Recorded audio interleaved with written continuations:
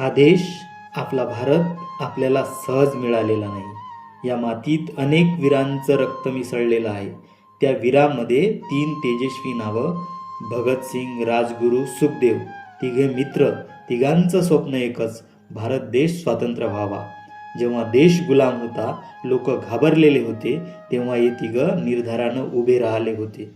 त्यांनी ठरवलं, आता अन्याय सहन करायचा नाही.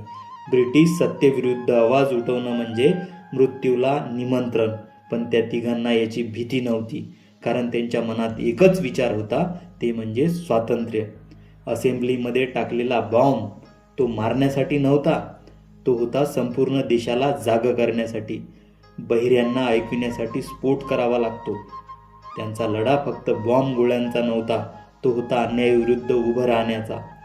पण शेवटी त्यांना अटक झाली, जेलमध्ये त्रास झाला, पण त्यांनी त्यांचा निर्धार कमी केला नाही. आणि मग तो दिवस आला, 23 मार्च 1931, फाशीचा दिवस. तिघे एकत्र उभे होते, एकमेकाकडे पाहून हसत होते.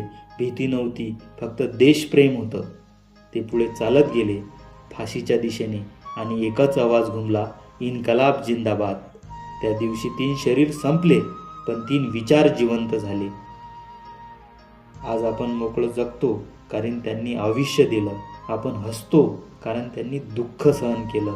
ते गेले नाहीत, ते आजही जिवंत आहेत, आपल्या श्वासात, आपल्या विचारात आणि आपल्या देशात. चला त्यांना नमन करूया. इन्कलाब जिंदाबाद. वंदे मातरम.